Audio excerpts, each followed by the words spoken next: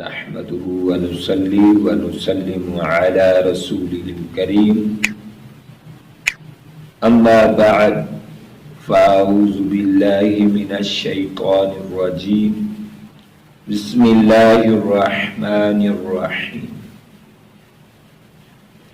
فوق كل ذي علم عليم صدق الله العظيم اللهم صل على سيدنا ومولانا محمد وعلى آل سيدنا واصحاب سيدنا ومولانا محمد وبارك وسلم عليه.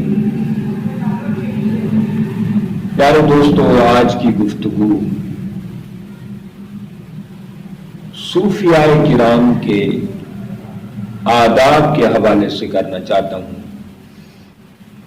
اصل میں ایک چیز میں یہاں واضح کرتا چلوں، ادب پہلی سیڑھی ہے.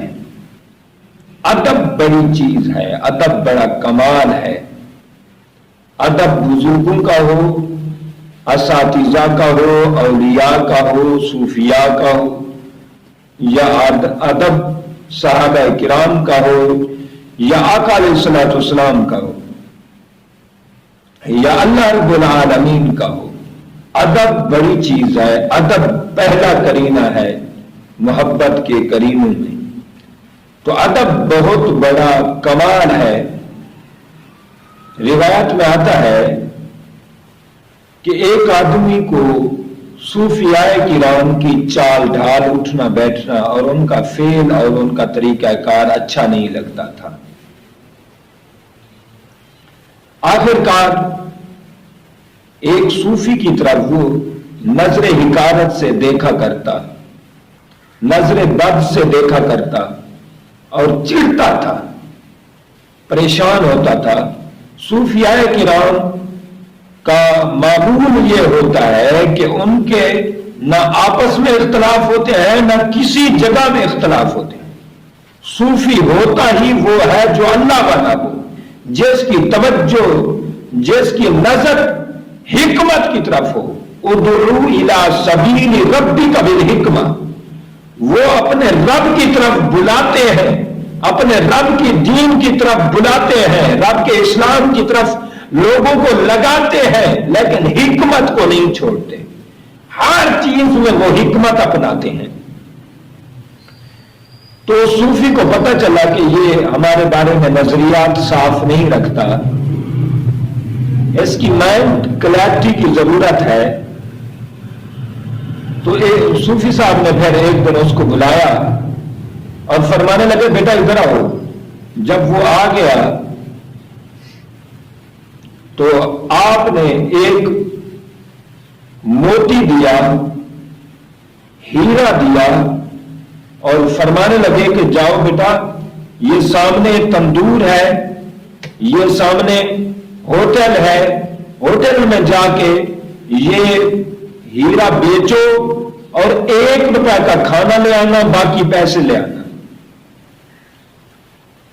جب وہ بیٹا گیا، بچہ گیا جوان، ہوٹل میں گیا، ہوٹل کے مالک سے بات ہوئی تو ہوٹل کے مالک نے کہا کہ میں اس ہیرے کی قیمت 1 درہم دوں گا، جسٹ 1 روپی. تو بیٹا وہاں سے چلا آیا، جوان چلا آیا، آ کے درویش سے کہا کہ وہ ہوٹل کا مالک 1 روپیہ بتاتا ہے قیمت اس کی. آپ نے فرمایا اچھا تم یہ ہیرا لے جاؤ، وہاں سنیار کی دکان ہے، وہاں جیولرز کی دکان ہے، وہاں گولڈ سمتھ بیٹھا ہوگا، اس سے جا کر اس کی ہیرے کو فروخت کرو اور اس سے جو پیسے آئے 1 روپے کی روٹی لے آنا، باقی پیسے لے آنا. جب وہ نوجوان گیا، ہیرا جا کے جیولرز کی دکان میں لے گیا اور جیولرز نے دیکھتے ہی کہا اس ہیرے کی قیمت ہے 1000 درہم.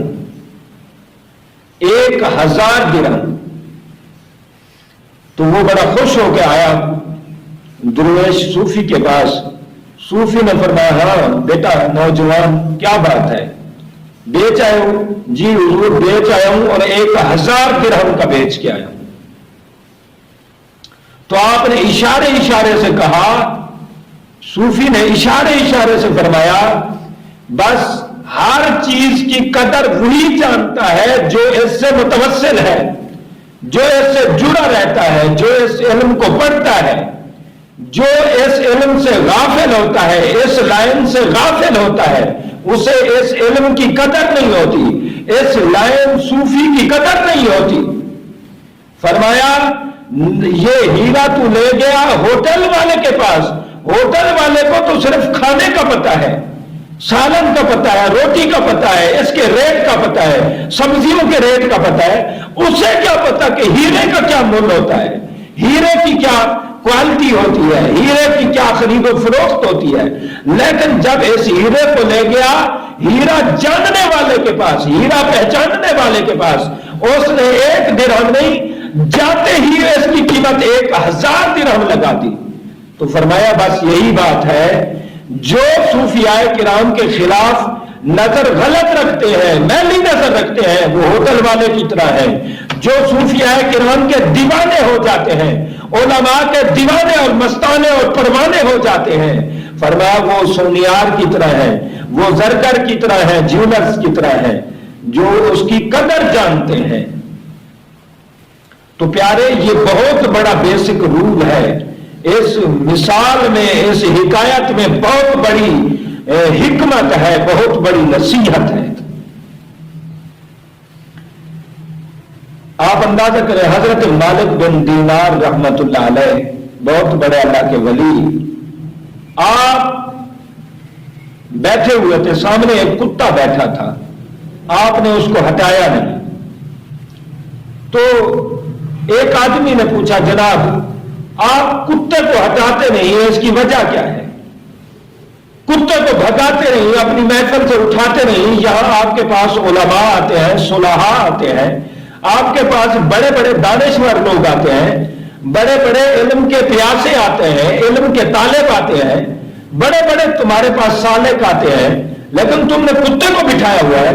آپ نے فرمایا ہر اس بندے سے کتا بہتر ہے جو بندہ فاسق و فاجر ہو، جو بندہ بے وفا ہو، اس سے یہ کتا بہتر ہے۔ تو کسی نے پوچھا جناب بے وفا سے کیا مراد ہے آپ کی؟ آپ نے فرمایا بے وفا سے مراد یہی ہے، گناہگار سے مراد ایک ہی ہے کہ وہ نیک صالح کامل لوگوں کے بارے میں دل میں غلط خیال رکھے، دل میں بغض رکھے، عداوت رکھے، تعصب رکھے اور ان کی طرف گندی نگاہیں اٹھا کر دیکھے۔ فرمایا سب سے بڑا فاسق وہ ہے اور وہ کتے سے بھی بڑا برتر ہے، اس لیے میں سمجھتا ہوں میری محفل میں کتا ہی ٹھیک ہے۔ آپ اندازہ کریں علماء، آقا علیہ الصلوۃ والسلام نے فرمایا علماء کی محفل میں بیٹھو زبان کو تالا لگا کے بیٹھو، جب صلحاء کی محفل میں بیٹھو دل کو تالا لگاؤ، اس لیے کہ علماء اور صلحاء کی باتوں میں بڑا وزن ہوتا ہے، جگہ جگہ پر ان کی باتوں پر اٹیک نہیں کرنا ہوتا، جگہ جگہ پر باتوں پر ان کے تعرض نہیں کرنا ہوتا، سوال جواب نہیں کرنا ہوتا، ہر جگہ کمپلین نہیں چلتی۔ ایک دفعہ ایک بادشاہ کے بارگاہ میں ایک فقیر کا، دانشور کا، ایک صالح عالم صوفی کا ذکر کیا گیا کہ وہ بہت بڑا نیک ہے، بڑا متقی ہے، پارسا ہے، بڑا پہنچا ہوا بندہ ہے، ولایت کے مقام پر پہنچا ہوا بندہ ہے۔ تو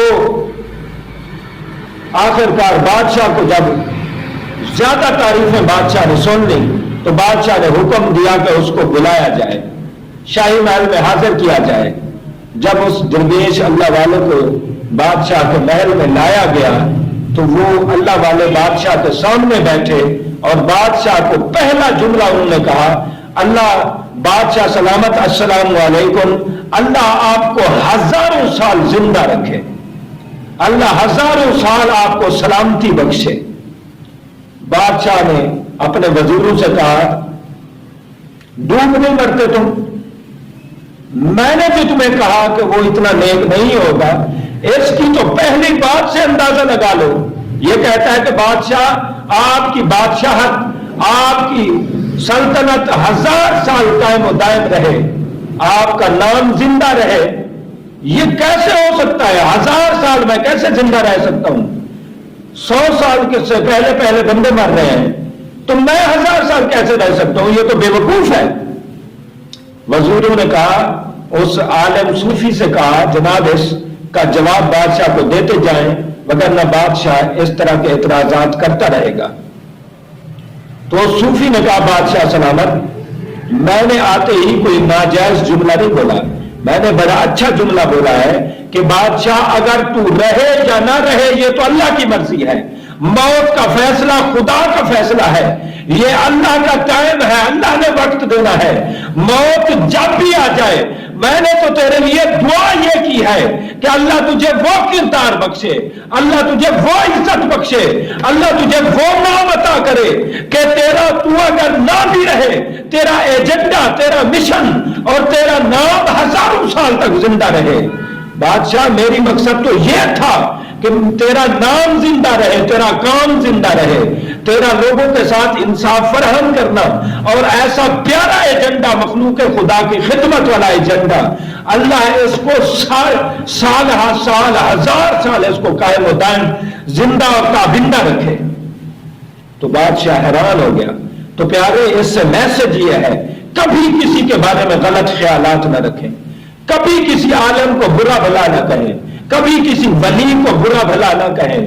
جس کا تمہیں پتہ نہیں ہے، تمہیں اس کا پتہ نہیں ہے، تم پھر اپنی زبانیں بند رکھو، دل بند رکھو، اس لیے کہ محنت والے کی قدر محنت والا جانتا ہے. ہم نے دیکھا ہے باہر جو لوگ کماتے ہیں فورن کنٹریز میں، وہ جتنی بھی تنخواہ ہو وہ گھر بیچتے ہیں، کھانا نہیں کھاتے، 2 ٹائم میں 1 ٹائم کا کھانا کھاتے ہیں، وہ پیسے بچاتے رہتے ہیں. اس لیے انہوں نے محنت کی ہوتی ہے، خون پسینہ لگایا ہوتا ہے. جب وہ لاکھوں روپے پاکستان میں بھیجتے ہیں، پاکستان میں دیکھا ہے کہ ان کے بچے عیاشیاں کرتے ہیں، پیسے اڑاتے رہتے ہیں، ضائع کرتے رہتے ہیں. وجہ کیا ہے؟ وجہ یہ ہے کہ انہوں نے کون سا زور لگایا ہے، انہوں نے کون سی محنت کی ہے، انہوں نے کون سا خون پسینہ. یہ تو قدر اس پیسے کی اس سے پوچھے جس نے کمایا ہے. ان کو کیا پتا جنہوں نے اڑایا ہے، ان کو کیا پتا. لہذا قدر وہ جانتا ہے جو محنت کرتا ہے.